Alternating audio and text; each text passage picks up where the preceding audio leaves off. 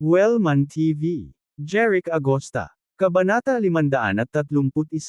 Kumatok, kumatok. May kumatok sa pinto. Jeric, tulog ka na ba?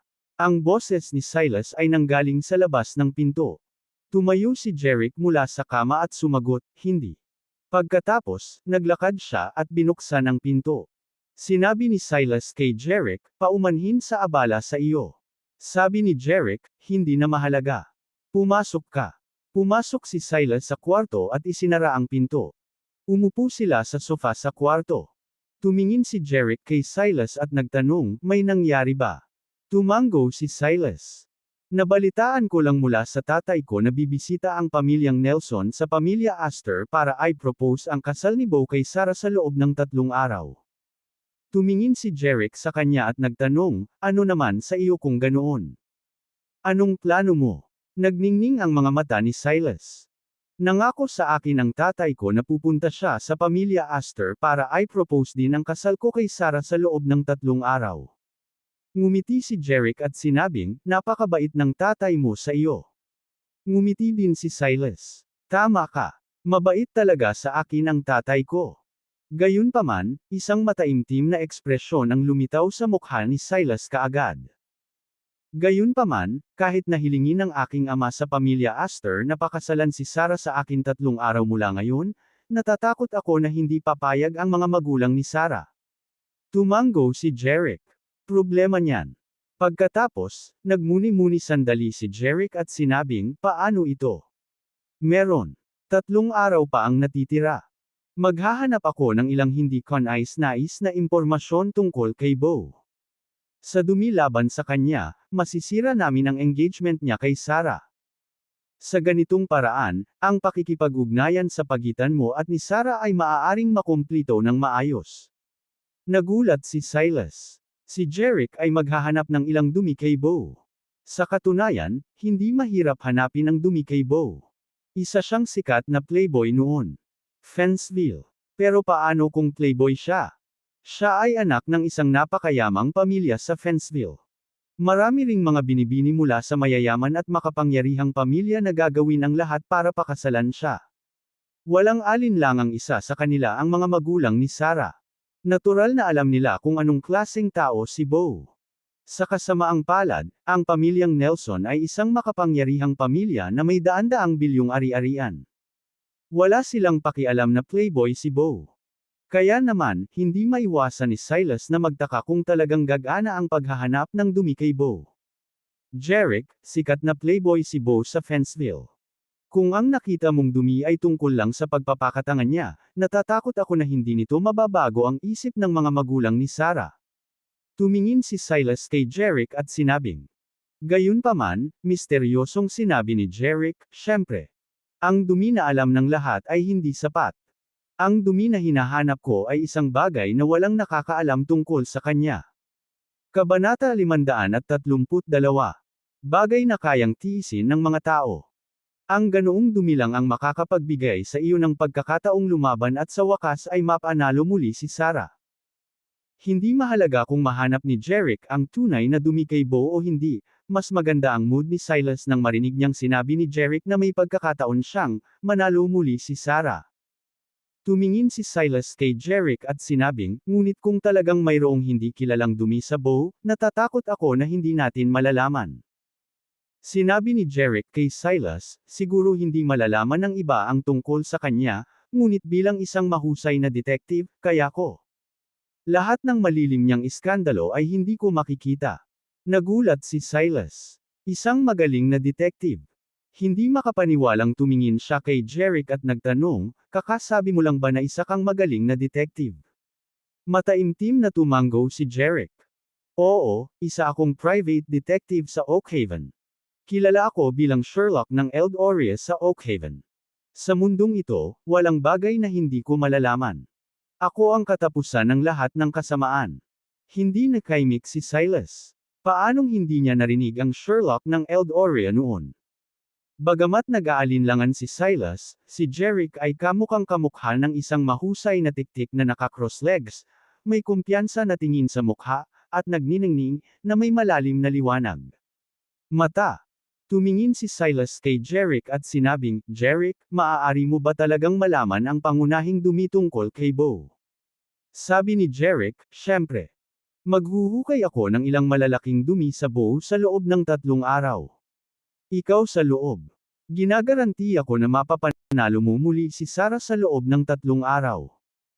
Nang makita ni Silas ang pananabik sa mga mata ni Jeric, sa wakas ay naniwala siyang hindi nagbibiro si Jeric. Kaya, Jeric, paano kita matutulungan? Tanong ni Silas. Napangiti si Jeric. Silas, minamaliit mo ako. Isa akong magaling na detective. Bakit kailangan ko ng tulong mo? Ako lang ang makakaalam ng lahat ng dumi kay Bo. Natigilan si Silas. Masyadong makapangyarihan si Jeric. Ngunit kailangan ko pa rin ng kotse para sa aking gawaing tiktik. Nag-request si Jeric. Sagot agad ni Silas, no problem. Pagkaraan ng 10 minuto, pinalayas ni Jeric ang isang BMW mula sa gawaing tiktik ng pamilya ng Foster. Upang simulan ang kanyang.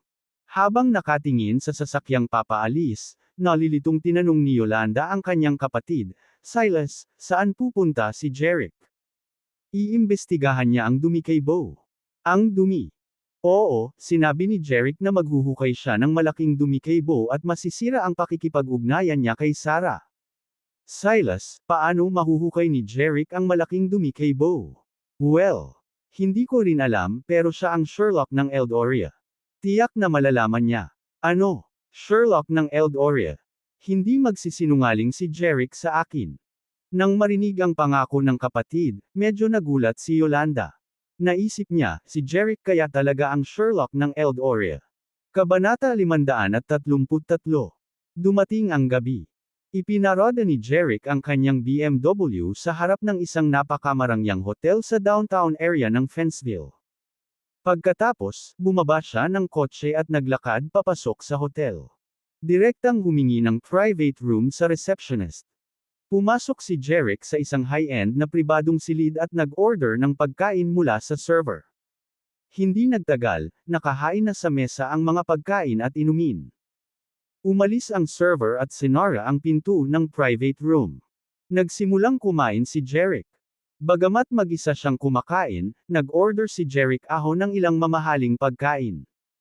Bilang isang mahusay na detective, kailangan niyang kumain ng maayos para sa kanyang trabaho. Pagkatapos kumain, kinuha ni Jeric ang isang pinhole camera mula sa kanyang bulsa at inilagay ito sa chandelier sa kisame ng pribadong silid. Siyempre, si Jeric ay na-install ito ng lihim, at ang pinhole camera ay napakaliit sa simula. Hindi naging madali para sa mga ordinaryong tao na mahanap ito. Lumabas si Jeric sa pribadong silid, nagbayad ng bill, at nagmaneho pabalik sa pamilyang Foster. Hindi nagtagal pagkatapos niyang bumalik sa kwarto ng mga Fosters, lumapit sa kanya sina Silas at Yolanda.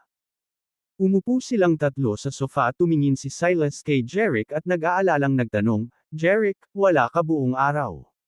Nag-dinner ka na ba? Nag-dinner na ako sa Crystal Hotel, sabi ni Jeric. Medyo nagulat si Silas. Jeric, sa pamamagitan ng pagpunta sa Crystal Hotel para sa hapunan. Pumunta ka ba dun para imbestigahan si Bo? Ang Crystal Hotel ay isa sa pinakasikat na 5-star hotel sa Fenceville. Isa rin ito sa mga negosyo ng pamilyang Nelson. Tumango si Jeric. Oo, pumunta ako sa Crystal Hotel para sa imbestigasyon. Nagkatinginan sina Silas at Yolanda na may bakas ng pagtataka sa kanilang mga mata. Ang Crystal Hotel ay pag-aari ng pamilyang Nelson. Kung alam ni Bo na doon siya iniimbestigahan ni Jeric, natakot sila na baka masaktan ng husto ni Bo si Jeric na habang buhay siyang baldado. Tumingin si Silas kay Jeric at maingat na nagtanong, kaya, Jeric, ano ang nahanap mo? Sa Crystal Hotel. Walang pakialam na sagot ni Jeric. Mayroon akong ilang mga pahiwatig, ngunit hindi ko malalaman ang mga detalye hanggang bukas ng gabi. Nagpalitan ng tingin si Silas at ang kanyang kapatid. Baka may nahanap talaga si Jeric sa Crystal Hotel. Gayunpaman, dahil wala nang sinabi pa si Jeric, hindi na nagtanong pa si Silas. Sinabi sa kanya ni Silas, Jeric, madalas pumunta si Bo sa Crystal Hotel. Kailangan mong mag-ingat kapag iniimbestigahan mo siya doon. Kung hindi, kapag nalaman niya, natatakot ako na nasa malaking panganib ka. Kumpiyansa na sinabi ni Jeric, huwag kang mag-alala, hindi niya ako mahuhuli. Pagkatapos, tumingin siya kina Silas at Yolanda, at sinabing, bukas ng gabi, punta tayo sa Crystal Hotel at doon tayo kumain ng masarap.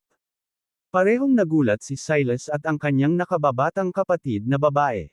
Tanong ni Silas, Jeric, tama ba ang narinig ko? Sabi mo pupunta tayo sa Crystal Hotel para maghapunan bukas. Tumango si Jeric na may katiyakan. Tama iyan. Hindi napigilan ni Silas na bahagyang mabagabag. Dahil nilayo ng pamilyang Nelson na bumuo ng isang pakikipag-alyansa sa pamilya Astor, sa isang kahulugan, sina Silas at Bo ay parang magkaribal na ngayon. Ayaw pumunta ni Silas sa Crystal Hotel para maghapunan. Nang makitang tahimik si Silas, nagtanong si Jeric, natatakot ka bang pumunta sa hotel dahil ito ay kabilang sa pamilyang Nelson? Kabanata 534. Namilog ang mga mata ni Silas habang sumagot, hindi ako natatakot kay Bo, pero iyon ang hotel ng pamilya Nelson. Ayoko talagang pumunta doon. Ngumiti si Jeric at sinabing, buti hindi ka natatakot sa kanya. Nagbabayad kami ng mga customer. Hindi nila tayo mapapaalis. Who cares if it belongs to the Nelson family? O hindi. Kailangan nilang lahat ay treatuhin tayo ng mabuti. Gayunpaman, tinanong ni Silas, Jeric, hindi ba tayo makakapunta sa ibang lugar?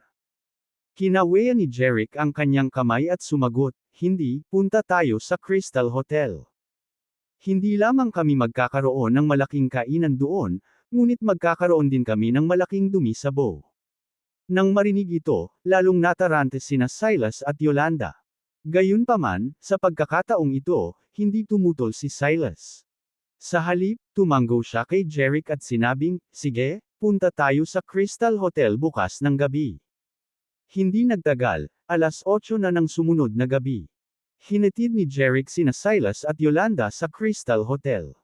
Nakaupo sa kotse, parehong nagtataka sina Silas at Yolanda kung paano nagkakaroon ng malaking dumi si Jeric kay Bo pagkatapos kumain sa hotel na iyon. Kasabay nito, sa isang pribadong silid sa hotel. Ito ang pribadong silid kung saan naghapunan si Jeric at palihim na naglagay ng pinhole camera sa chandelier kagabi. Sa ngayon, nakaupo sa pribadong silid na ito ang isang lalaking nasa 30 anyos at isang matandang nasa edad 60 anyos. Ang lalaking nasa 30s ay mukhang malamig. Matalim ang tingin niya at parang napaka-impos. Sa isang nakakapuri at magalang na hitsura sa kanyang mukha, sinabi ng matanda sa nakababatang lalaki, huwag kang mag-alala, Ginoong Nelson. Talagang gagawin ko ang ipinagagawa mo sa akin. Tama iyon.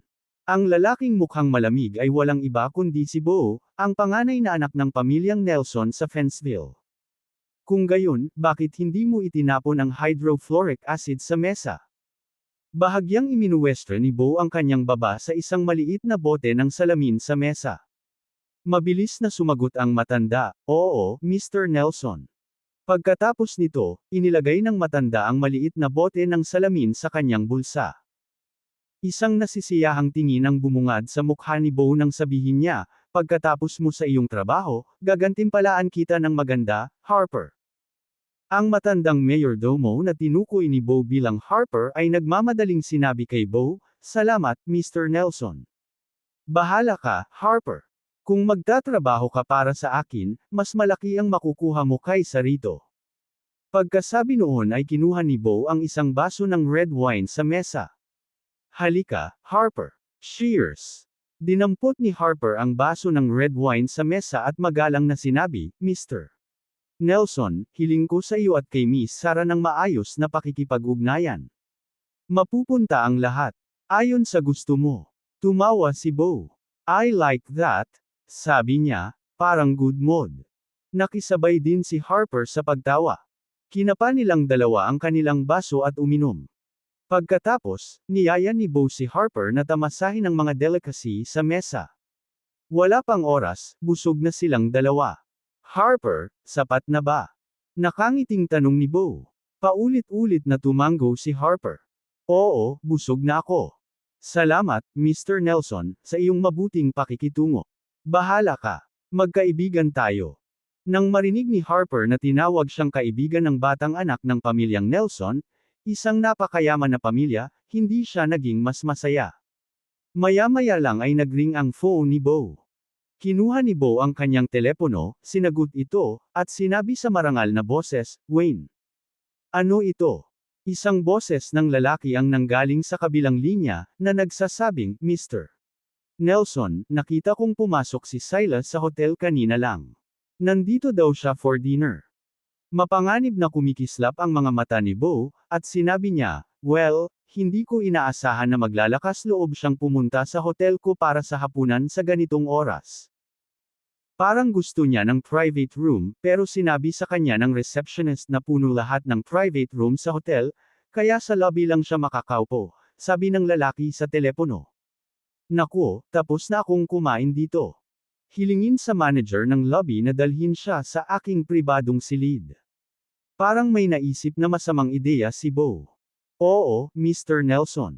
Pagkatapos ay ibinaba ni Bo ang telepono. Nakangiting sabi niya kay Harper, "Nandito na ang syota ng mismo. Umalis na tayo dito." Medyo nagulat si Harper. "Si Silas ba ang pinag-uusapan mo, Mr. Nelson?" Tumango si Bo, sumagot, "Sino pa kaya iyon?" Naiinis na sabi ni Harper, "How dare he dream to be with Miss Sarah? Paano maihahambing ang pamilya Foster sa pamilyang Nelson at KG Nelson sa anumang paraan? Ngayong nandito na siya para sa hapunan sa hotel ni Mr. Nelson, maaaring dumating siya para manggulo." Kabanata 535. Ngumisi si Bo, "Gusto kong makita kung anong klaseng gulo ang pinaplano niyang gawin." Pagkatapos noon ay lumabas na siya ng private room kasama si Harper. Hindi sila lumabas ng hotel. Sa halip, pumasok sila sa elevator at umakyat sa mas mataas na palapag.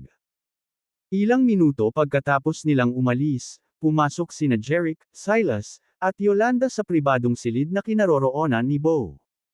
Nalinas na ng server ang mesa, at nag-order kaagad si Jeric. Hindi nagtagal, isa-isang inihain ang masasarap na pagkain. Sinimulan ni Jeric na yakapin ang sarili. Bagamat mas curious sina Silas at Yolanda kung paano mahahanap ni Jeric ang dumi kay Bo, dahil walang sinabi si Jeric, makakasama na lang silang kumain. Makalipas ang kalahating oras, busog na silang tatlo. Hindi na nakayanan ni Silas, kaya tinanong niya si Jeric, "Tapos na tayong kumain, Jeric? Maaari ba nating kunin ang dumi ngayon?" Tumango si Jeric. "Oo, kaya natin." Pagkasabi noon ay tumangala siya sa chandelier sa kisame.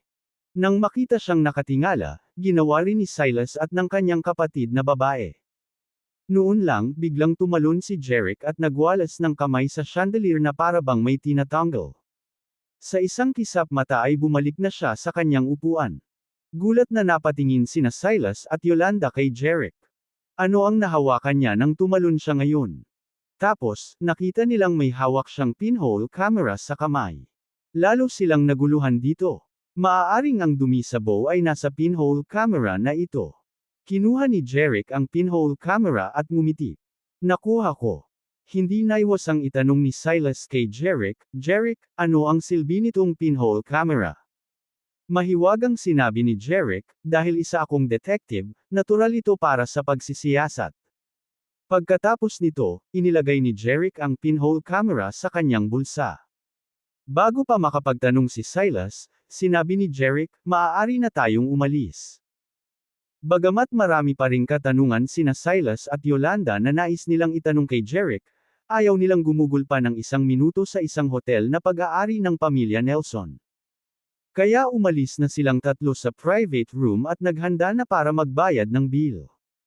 Gayunpaman, nang lumabas silang tatlo sa private room, may nakasalubong silang grupo ng mga tao sa koridor ng hotel. Ang nasa harap ng barkada ay si Bo. Sinamahan siya ng ilang matataas na bodyguard. "Oh, hindi ba ito si Silas mula sa pamilyang Foster?" Nagkataon na nagkunwari si Bo na nakabangga si Silas, at tinawag siya na may pekeng ngiti sa kanyang mukha. Hindi inaasahan ni Silas na makakaharap niya talaga dito sa hotel si Bo na pinakaayaw niyang makita. Dahil sa usapin kay Sarah, hindi pinansin ni Silas si Bo.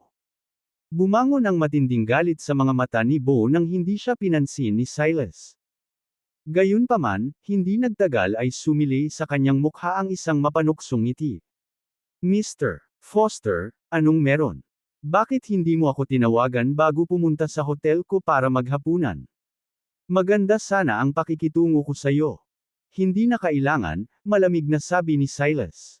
Pagkatapos noon, sinabi ni Silas kina Jeric at Yolanda, "Tara na." Gayunpaman, iniunat ni Bo ang isang kamay at hinarangan ang daan ni Silas. Nawala na ang ngiti sa mukha niya. Tinitigan niya si Silas at sinabi, "Silas, makinig kang mabuti. In 2 days, magpo-propose ako kay Sarah, at malapit na siyang maging akin. Ayoko nang guluhin mo pa si Sarah, baka baliin ko ang mga paa mo." Agad na nagningning sa galit ang mga mata ni Silas, at kinuyam pa niya ang kanyang mga kamao ng likas. "Bo, si Sarah ang in love sa kapatid ko, hindi ikaw. Hindi ka niya pakakasalan, kaya mas mabuting sumuko ka na." Direktang pinabulaanan ni Yolanda si Bo. Bumaba ang tingin ni Bo kay Yolanda. Pagkatapos, lumiwanag ang kanyang mga mata at sumilay ang ngiti sa kanyang mukha. "Ikaw dapat si Yolanda Foster, kaibigan ni Sarah. No wonder ikaw ang campus belle ng Fenceville University. Ikaw ay tunay na kagandahan. Kung ayaw mong pakasalan ko si Sarah, kaya kong gawin yun, but not unless magpakasal ka. Ako." Pagkasabi nito, buong tapang na pinalaki ni Bo si Yolanda. Dahil dito ay naiinis si Yolanda na hindi na masasabi. Galit niyang sinabi, "Bastos ka." Lalong nagalit si Silas to the point na nanginginig ang buo niyang katawan, at sinimanggutan niya si Bo, "Bo, bakla ka talaga. Walang alinlangan na hindi ka karapat-dapat kay Sarah. Hindi ako tatayo habang iniinsulto mo ang kapatid ko." Kabanata 536. Medyo malakas ang boses ni Silas dahil sa galit niya, at napukaw nito ang curiosity ng maraming bisita sa koridor, dahilan para tumigil sila at tumingin. Lahat sila ay curious kung ano ang nangyayari dito. Nang marinig ni Bo ang mga sinabi ni Silas, nagsimula siyang tumawa ng ligaw at masaya. "Mali ba ang narinig ko? Hindi ako karapat-dapat kay Sarah." Pagkatapos, tumingin siya kay Silas at tinusok ng daliri ang mukha ni Silas. "Kung hindi ako karapat-dapat kay Sarah, sa tingin mo ba ang isang tauuna na tulad mo ay karapat-dapat sa kanya? Kung ang pamilyang Nelson na may 10 bilyong dolyar ay hindi karapat-dapat para sa kanya, sa palagay mo ba ay ang pamilyang Foster, na may daan-daang milyong dolyar na kayamanan? Silas, alam mo ba ang sarili mong limitasyon? Ikaw ang hindi karapat-dapat. Hindi mo makukuha ang babaeng gusto mo." Sa sinabi ni Bo, agad na nagtawanan ang mga bodyguard sa likod ni Bo. "Anong talo? How dare you say na hindi deserve ni Mr. Nelson si Sarah?" Nagtawanan pa ang mga bodyguard. Hindi lang ang mga bodyguard kundi pati na rin ang ilan sa mga nanunood sa koridor ay may mapanuksong ngiti sa mga labi. Siyempre, kilala nila kung sino si Bo. Siya ang panganay na anak ng pamilyang Nelson, isa sa 4 na pinakamakapangyarihang pamilya sa Fenceville. Ang pamilyang Nelson ay may 10 bilyong dolyar na halaga ng kayamanan. Kaya naman, sumang-ayon ang lahat sa sinabi ni Bo. Wala talagang babae sa Fenceville na hindi siya karapat-dapat. Tungkol naman kay Silas, karamihan sa mga nanunood ay hindi man lang alam kung sino siya. Gayunpaman, hulaan sana nila kung sino si Silas mula sa B. Mga espada. Bagamat ang pamilyang Foster ay isang mayaman at makapangyarihang pamilya na may ilang daang milyong dolyar na kayamanan, malayo ito sa pagiging maihahambing sa pamilyang Nelson. Kaya, sa kanilang opinyon, talagang katawa-tawa para kay Silas na sabihin na si Bo ay hindi karapat-dapat kay Sarah. Nang marinig niya ang pangungutya at panunuyan nilang dalawa ni Bo. Mga bodyguard, namumula ang mukha ni Silas, at ang mga ugat sa kanyang noo ay namumula. Galit. Pagkatapos, si Silas, na hindi na nakatiis, ay umungal ng galit na galit habang hinahampas niya ang kanyang kamao kay Bo. Isang mabangis na kinang ang sumilay sa mga mata ni Bo. Bilang tugon, sinuntok din niya ang kanyang kamao kay Silas. Nanginginig ang hangin dahil sa suntok niya. Bang! Nagsalpukan ang kanilang mga kamao, na nagdulot ng isang makadurog na kalabog sa lupa. Kasunod nito, isang malakas na pagsabog ng enerhiya ang sumabog mula sa banggaan. Kumunat ang noo ni Silas. Pagkatapos, isang mabigat na puwersa ang yumunig sa kanya hanggang sa punto na kailangan niyang umatras ng ilang hakbang. Maya-maya pa, naramdaman ni Silas na may kamay na bahagyang humawak sa kanyang likod, na umalalay sa kanya at pinipigilan siyang umatras pa. Lumingon siya at nakita niyang si Jeric ang nakahawak sa likod niya. Hindi niya maiwasang magpasalamat kay Jeric. At the same time, medyo nagulat din siya. Ang lakas ng suntok ni Bo ay masasabing napakabangis, at maging, isang intermediate top-tier martial artist, ay hindi makatayo ng matatag laban sa kanyang suntok. Sa hindi inaasahang pagkakataon, napigilan ni Jeric ang kanyang pag-atras sa pamamagitan lamang ng banayad na pagpindot niya. Kamay. Makikita na hindi simple si Jeric. Napaatras ng ilang hakbang ang suntok ni Bo, at bumungad sa mukha nito ang galit na galit. Silas, ikaw na Brad. Talagang naglakas loob kang salakayin ako sa aking hotel. Sa tingin mo kaya mo akong madaig? Sa pagkakataong iyon, tumingin si Bo sa mga bodyguard sa tabi niya at sinabing, sige, turuan mo ng leksyon ang bastard na ito kung ano ang mangyayari kung maglakas loob siyang atakihin ako. Yes, Mr. Nelson, sagot ng mga bodyguard na may mabangis na tingin sa kanilang mga mata. Pagkatapos, sinisingil nila si Silas na parang mga hayop. Ang lahat ng mga nanunood sa koridor ay may parehong hitsura ng kasiyahan sa kanilang mga mukha habang sila ay nag-e-enjoy sa palabas, iniisip kung gaano katanga si Silas. Bilang anak ng isang maliit na pamilya na may netong halaga na ilang daang milyong dolyar lamang, nang ahas si Silas na pukawin ang batang anak ng isang pamilyang may 10-10 bilyon ng dolyar. Ito ay isang gawang pagpapakamatay lamang. Nai-imagine nila na siguradong bugbugin ng husto si Silas ni Bo. Mga lalaki. Gayunpaman, sa sandaling iyon, isang alon ng suntok at sipa ang umalangaw-ngaw sa koridor. Umalangaw-ngaw ang kahabag-habag na hiyawan.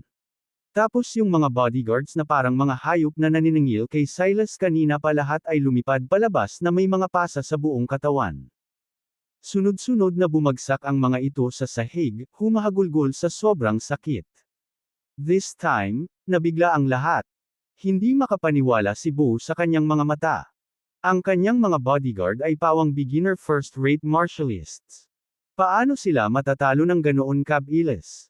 Not to mention Bo, even Silas and Yolanda were shocked. Nakita lang nila ang ilang bodyguard na sumusugod sa kanila, at isang figure ang dumaan. Pagkatapos, umalangaw-ngaw ang ingay ng mga suntok at sipa sa koridor. Sa oras na bumalik sila sa kanilang katinuan, ang mga bodyguard ni Bo ay lumilipad na palabas at bumagsak sa sahig. Wala silang ideya kung kailan tumayo si Jeric para tumayo mga 4 na talampakan ang layo sa harap nila. Nakatalikod sa kanila, mukhang makapangyarihan si Jeric. Nakatayo siya roon na parang walang katulad na martialista. Hindi maipaliwanag ang pagkagulat nila. Biglang bumaling kay Jeric ang mga mata ni Bo at ng mga nanunood. Hindi na kailangang sabihin, pinagsama na nila ang 2 at 2. Si Jeric ang nagpalipad sa mga bodyguard. Kabanata 537. Isang mabangis na liwanag ang kuminang sa mga mata ni Bo, at isang malamig na ngiti ang sumilay sa kanyang mga labi. May dala pala kang martialist. No wonder you dare to attack me. Pagkatapos, tumingin ng diretso si Bo kay Jeric at sinabing, wala akong pakialam kung sino ka. Dahil naglakas loob kang saktan ng mga tauhan ko, kailangan mong bumawi sa ginawa mo. Walang pakialam na tanong ni Jeric, ano ang kailangan kong gawin? Lumuhod ka sa harapan ko, aminin ang pagkatalo, at humingi ng awa. Kung gagawin mo iyon, kaya kong magpanggap na walang nangyari ngayon. Pagmamalaki ni Bo. Ang kanyang presensya ay mas nangingibabaw. Bahagyang kumunat ang noo ni Jeric na parang hindi niya narinig ng malinaw si Bo at sinabing, ano ang gusto mong sabihin ko ulit sa iyo? Sinadya ni Bo ang pagtaas ng boses, aminin ang pagkatalo. Ngumisi si Jeric at sinabi kay Bo, good boy. Sa mga salita ni Jeric, sa wakas ay natanto ni Bo na siya ay nahulog sa bitag ni Jeric. Bumalatay ang galit sa kanyang mukha. Parehong natuwa sina Silas at Yolanda sa mga tusong salita ni Jeric. Si Yolanda, sa partikular, ay labis na humanga kay Jeric para sa kanyang katatawanan. Halos mapahagalpak ng tawa ang mga nanunood sa koridor nang marinig nila ang usapan nina Jeric at Bo, lalo na nang tinawag ni Jeric na good boy si Bo. Gayunpaman, dahil sa takot sa pagkakakilanlan ni Bo, nagpigil sila ng tawa sa huli. Ngunit sa matinding kahirapan, ang mga mata ni Bo ay kumikinang sa galit habang sinasabi niya, kaya ang lakas ng loob mong gawing katangahan ako. Dahil doon, nagalit si Bo at sinuntok si Jeric. Habang pinaglalaroan siya ni Jeric, inilagay ni Bo ang lahat ng kanyang lakas sa suntok na ito. Desidido siyang ibagsak si Jeric sa lupa gamit ang isang suntok. Jeric, mag-ingat ka. Nang makitang malapit ng dumaong ang kamao ni Bo kay Jeric, parehong sumigaw sina Silas at Yolanda para balaan siya. Gayunpaman, nanatiling kalmado si Jeric sa harap ng pag-atake ni Bo. Pagkatapos, tinamaan ni Jeric ang kanyang palad na parang kidlat. Hinawakan ni Jeric ang kamao ni Bo. Nakaramdam agad si Bo ng pagkakakulong. Ramdam niya ang mahigpit na pagkakapit ng kamao niya sa kamay ni Jeric. Hindi siya makalaya sa lahat. Si Jeric ay may hawak na bakal sa kanyang kamao. Kahit na i-activate ni Bo ang lahat ng internal mana niya, hindi siya makawala sa hawak ni Jeric. Si Bo ay may pangit na ekspresyon sa kanyang mukha, at ang kanyang noo ay nabasag sa lamig. Pawis. Sa kabilang banda, si Jeric ay mukhang kalmado, hindi humihingal o namumula. Siya ay hindi maipaliwanag na nakaka-relax. Hindi lang sina Silas at Yolanda, kundi lahat ng tao sa koridor ay nakikita na si Jeric ang nanalo sa laban kay Bo. Kung patuloy silang maglalaban, tiyak na si Bo ang makararanas ng malaking kawalan. Kabanata 538. Ramdam ni Bo na hinihigpitan ni Jeric ang kanyang kamao na para bang dudurog ang kanyang mga buto. Sobrang sakit kaya hindi napigilan ni Bo na mapasigaw ng malungkot na, ah! Napakahigpit ng hawak ni Jeric sa kanyang kamao na may kamangha-manghang lakas. Ang lahat ng panloob na mana sa katawan ni Bo ay tila nakalok at hindi niya ma-activate ang alinman sa mga ito. Hindi nagtagal, nawalan ng balanse si Bo at lumuhod sa harap ni Jeric. Isang matinding kirot ang nagmula sa kanyang kamao, at si Bo ay pawis na pawis.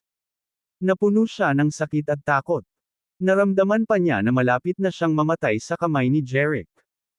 Dahil sa takot sa kamatayan, tinalikuran niya ang kanyang pagmamataas bilang panganay na anak ng pamilyang Nelson.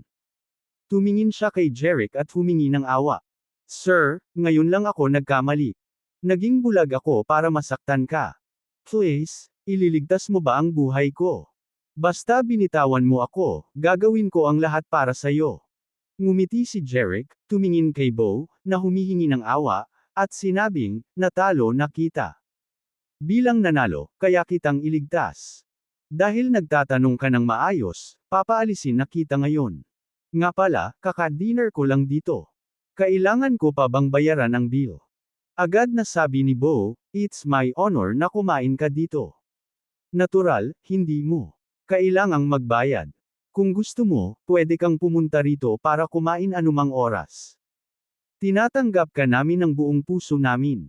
Napangiti si Jeric at sinabing, mas ganyan. Babalik ulit ako para sa hapunan. Pagkatapos noon, kumalas si Jeric sa pagkakahawak, at bumagsak si Bo sa lupa. Hindi na muling tumingin si Jeric kay Bo, at sinabi kina Silas at Yolanda, tayo na. Silas at Yolanda sa wakas nakabawi sa kanilang pagkagulat at nagmamadaling sinagot si Jeric. Pagkatapos, umalis na silang tatlo sa koridor. Ang mga nanunood sa koridor ay sapat na matalino upang gumawa ng paraan para kay Jeric. Lahat sila ay natatakot kay Jeric, dahil wala pa silang nakitang sinumang nang ahas na gumawa ng hakbang laban kay Bo sa Fenceville. Sa kanilang mga mata, si Jeric ay baliw. Dahil dito, lahat sila ay natatakot kay Jeric mula sa kaibuturan ng kanilang mga puso. Umalis si Jeric sa Crystal Hotel. Sumakay na silang tatlo sa kotse at nagmaneho. Malayo. Sa daan pabalik sa pamilya Foster, walang nagsasalita sa kotse. Kakaibang tahimik. Ang dahilan kung bakit kakaibang tahimik ay dahil hindi pa nakakabawi sina Silas at Yolanda sa pagkagulat sa kanilang nasaksihan. Hindi sila makapaniwala na binugbog ni Jeric si Bo at ang kanyang mga tauhan, at pinilit si Bo na lumuhad at humingi ng awa. Ito ay sadyang nakakagulat para sa kanila. Ang pamilyang Nelson ay isang napakayamang pamilya sa Fenceville na may 10-10 bilyon. Mga ari-arian. Pinahiya ni Jeric si Bo. Walang paraan na hayaan ng pamilya Nelson na ipagpatuloy ang problema. Makalipas ang mahabang panahon, tuluyang nakabawi si Silas sa kanyang pagkabigla. Pagkatapos, sinulyapan niya si Jeric, na nagmamaneho. Nalaman niya na bagamat tinuruan ni Jeric si Bo ng leksyon, na malaking bagay sa Fenceville, mukhang kalmado si Jeric na parang walang nangyari. Tumingin si Silas kay Jeric at nagtanong, "Jeric, hindi ko inaasahan na magaling ka pala sa pakikipaglaban." Kalmadong sagot ni Jeric, "I'm not that good. Masasabi ko lang na I'm good enough to deal with scum like Bo." "Salamat sa pagtulong mo sa akin kanina," taos-pusong sabi ni Silas. Napangiti si Jeric. "Wag mo nang banggitin. Nakalimutan mo ba kung bakit ako pumunta sa Fenceville sa unang lugar? Nandito ako para tulungan ka." Ngumiti din si Silas. "Oo naman. Alam kong nandito ka para tulungan ako, pero kailangan pa rin kitang pasalamatan." Pagkatapos, nagsalita si Silas na may pag-aalala sa kanyang mukha, "Gayunpaman, sa pagpapahirap kay Bo ngayon, natatakot ako na hindi hahayaan ng pamilyang Nelson na mapahinga ng ganoon kadali ang bagay na ito." Dahil doon, bahagyang nakonsensya si Silas. "Kasalanan ko ang lahat ng pagiging impulsive. Dapat hindi ko muna inatake si Bo. Kung hindi ko ginawa iyon, hindi kita idinadawat." Hindi sumang-ayon si Jeric at mahinang sinabi, "Sa tingin ko hindi ka nagkamali. Sa tingin mo ba papakawalan ka ni Bo kung hindi ka gumawa ng first move? Sa tingin ko tama ang ginawa mo. Ang isang lalaki ay dapat palaging manindigan para sa kanyang kasintahan at protektahan ang reputasyon ng kanyang kapatid na babae. Bukod dito, ang mga hamak na tulad ni Bo ay humihiling lamang nito." Nang marinig ni Silas ang sinabi ni Jeric, mas gumaan ang pakiramdam niya. Maging si Yolanda na nakaupo sa likurang upuan ay nabighani kay Jeric na nagsasalita sa kanyang harapan. Kabanata 539. Sa kanyang mga mata, si Jeric ang pinakakaakit-akit na lalaki sa mundo. Hindi niya maiwasang maakit sa kanya. Ang paggalang ni Silas kay Jeric ay tunay. Dahil sa sinabi ni Jeric ay naramdaman niya na si Jeric ay talagang responsableng tao. Walang alinlangan na maswerte siya na nakipagkaibigan sa isang lalaking tulad ni Jeric. Gayunpaman, alam ni Silas na ang bagay na ito ay malayong matapos. Mas magkakaroon lang ng gulo sa hinaharap. "Nag-aalala ka pa rin ba?" tanong ni Jeric nang makita niyang matagal na tahimik si Silas. Tumango si Silas at sinabing, kahit na karapat-dapat na bugbugin si Bo, ang pamilyang Nelson ay napakabigat pa rin. Mahinahong sinabi ni Jeric habang nagdadrive siya, "Sabihin mo sa akin ang tungkol dito." Ang pamilyang Nelson ay isa sa 4 na pinakamakapangyarihang pamilya sa Fenceville, sabi Silas. Sila ay sapat na makapangyarihan bilang isang pamilya, at mayroon silang isang malaking sekta na sumusuporta sa kanila. "Isang malaking sekta?" tanong ni Jeric. Tumango si Silas. "Oo. Sa silangang bahagi ng Fenceville, mayroong isang bulubunduki na umaabot ng daan-daang milya. Ito ay tulad ng isang natural na pader ng proteksyon sa labas ng Fenceville. Ang bulubunduking ito ay tinatawag na Dragon Mountains, at mayroong 4 na pangunahing sekta doon. Ang isa sa kanila ay tinatawag na Evergreen Sect, na siyang malaking sekta sa likod ng pamilyang Nelson." Malumanay pa rin ang tono ni Jeric habang sinasabing, "Isang malaking sekta. Kaya mayroon itong Grandmaster kung gayon." Tumango si Silas. Ang isang Grandmaster ay higit na makapangyarihan kaysa sa isang dalubhasang militar. Iyan ay isang nangungunang figure sa martial arts world. Ang mga master martialists, first-class martialist at kahit 10,000 sundalo ay hindi katugma para sa isang Grandmaster. Tama iyon. Ang isang Grandmaster ay isang napakalakas na militar. Ang lakas ng isang Grandmaster ay higit na nakakatakot kaysa sa isang hukbo na may mahigit 10,000 sundalo. Gayunpaman, nanatiling hindi natinag si Jerick matapos marinig ang mga salita ni Silas. Silas, huwag kang mag-alala tungkol sa Evergreen Sect ngayon. Ang pinakamahalagang gawain mo ngayon ay talunin si Bo sa loob ng 2 araw para suruan si Sarah ang iyong kaharap sa loob ng 2 araw. Hindi inaasahan ni Silas na magagawa pa rin ni Jerick na manatiling kalmado kahit na marinig ang tungkol sa Evergreen Sect. Ngunit tama si Jerick. Ang pinakamahalagang bagay ngayon ay pumunta sa pamilya Astor para mag-propose kay Sarah at talunin si Bo sa loob ng 2 araw. Kung tungkol sa kapangyarihan at impluwensya ng pamilyang Nelson, maaari silang mag-alala tungkol dito. Mamaya. Minsang inilayo ni Bo si Sarah sa kanya, and kung pabayaan siya ng pamilyang Nelson, mananatili pa rin sa matinding sakit si Silas. Oo, Jerick, papakinggan kita. Madiin na tumango si Silas kay Jerick. Hindi nagtagal, bumalik ang kotse sa pamilyang Foster. Pumasok sina Jerick, Silas, at Yolanda sa sala sa ikalawang palapag ng villa kung saan nakatira si Jerick. Umupo silang tatlo sa sofa. Pagkatapos, kinuha ni Jerick ang pinhole camera mula sa kanyang bulsa at sinabi kay Silas. Kabanata 540. Silas, na-capture nitong pinhole camera ang dumi kay Bo. Maaari mo itong i-connect sa iyong telepono at basahin kung ano ang naitala nito. Pagkatapos nito, ibinigay ni Jerick ang pinhole camera at ang cable kay Silas. Parehong nagpakita ng malaking curiosity sina Silas at Yolanda tungkol sa pinhole camera. Sabik silang malaman kung anong uri ng malaking dumi sa Bo ang naitala nito. Kaya ikinonekta ni Silas ang pinhole camera sa kanyang telepono at binasa ang nakaimbak na video. Sa chip. Matapos kopyahin ang laman ng pinhole camera sa kanyang telepono, nag-click si Silas upang i-play ito sa kanyang telepono.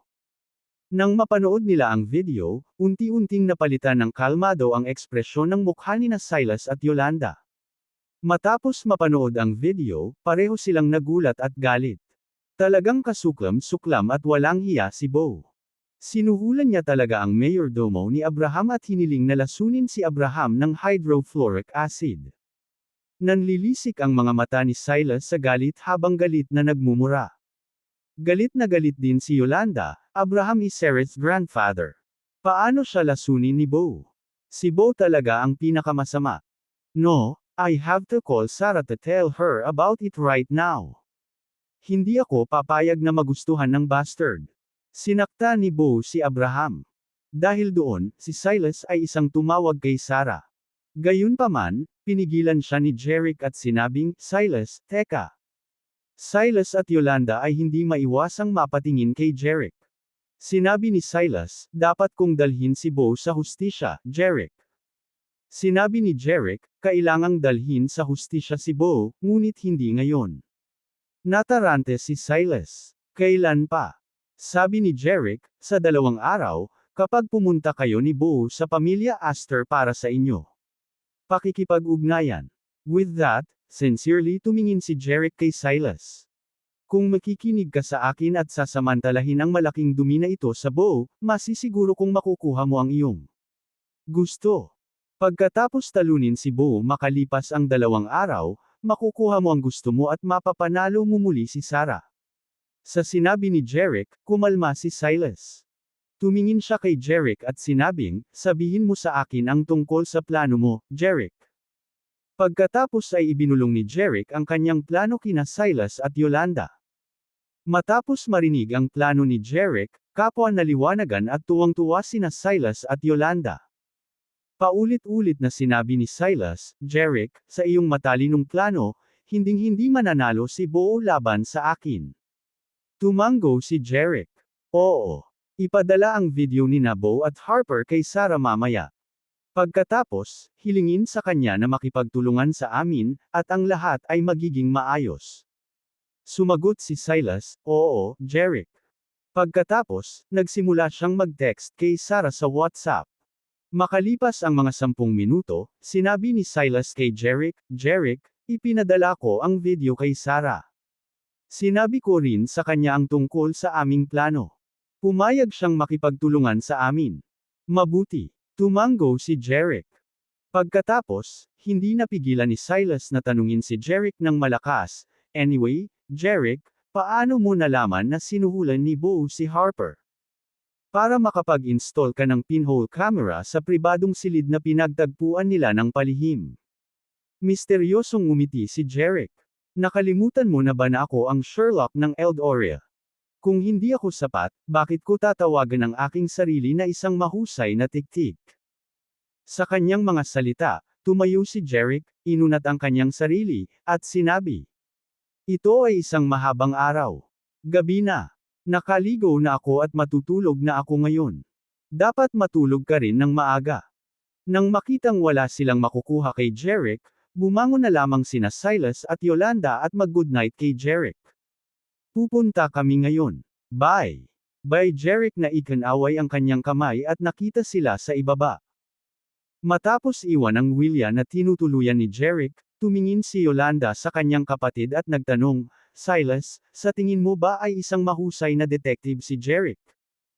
Saglit na nag-isip si Silas at sinabing, "Kahit na nag-aalinlangan ako kung talagang mahusay na detective si Jeric noon, mukhang isa na siyang napakalakas na detective ngayon." Nalaman niyang nakipagsabuatan si Bo kay Harper para lasunin si Abraham ng tama. Isang araw. At nakunan ang kanilang lihim na pagkikita gamit ang isang pinhole camera.